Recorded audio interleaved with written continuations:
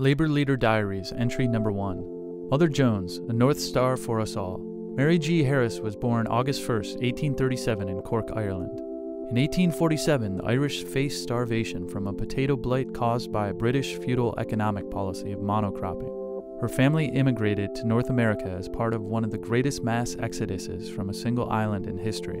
Upon arriving in Toronto, the Harris family faced discrimination due to their immigrant status as well as their Catholic faith and Irish heritage.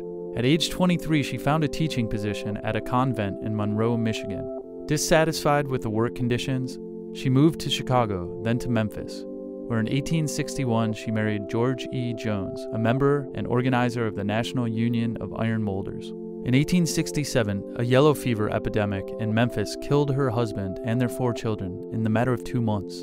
She was 30 years old. After that tragedy, she returned to Chicago to begin a dressmaking business, catering to the upper class. But 4 years later, the Great Chicago Fire of 1871 destroyed her home, shop, and possessions. The 1877 railroad strike further radicalized her, and she joined the Knights of Labor, where she helped organize workers in an era where protests and strikes could end with police shooting and killing of workers. The violence directed at workers helped grow the Knights to become the largest labor organization in the country with over 1 million members.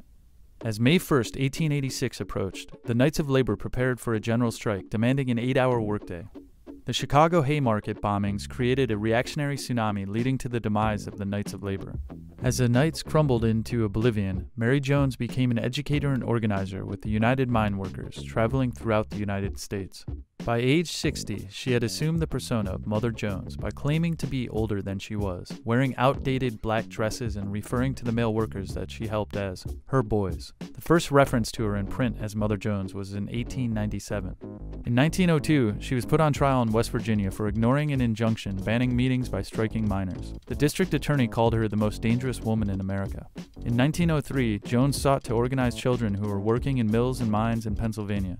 Many of the children at Union headquarters were missing fingers and limbs, and she attempted to get newspaper publicity for the bad labor conditions experienced by children. However, the mill owners held stock in most newspapers and would not publish the facts about child labor. So she organized a march from Philadelphia to Oyster Bay, New York, the hometown of President Theodore Roosevelt, demanding children to go to school, not the mines. Though the president refused to meet with the marchers, the incident brought the issue of child labor to the forefront of the public agenda.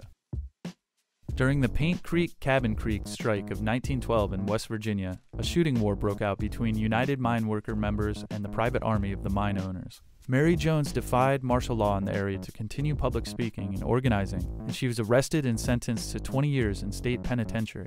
After 85 days of confinement, her release coincided with Indiana Senator John W. Kern's initiation of a Senate investigation into the conditions in the local coal mines. Jones remained a union organizer for the United Mine Workers into the 1920s and continued to speak on union affairs. Mary Harris Jones died in Adelphi, Maryland, just outside Washington, D.C., at the age of 93. She is buried in the Union Miners Cemetery in Mount Olive, Illinois.